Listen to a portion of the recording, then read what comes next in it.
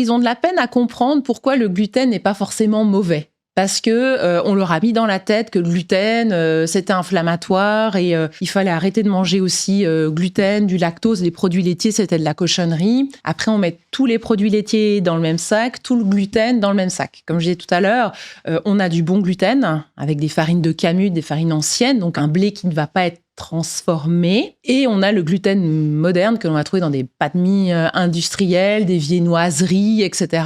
Où là, effectivement, on est sur quelque chose qui va coller au boyau, façon de parler, mais qui va pas être positif. Donc, pareil pour le lactose, à moins d'avoir vraiment une vraie intolérance au lactose, pas une intolérance transitoire.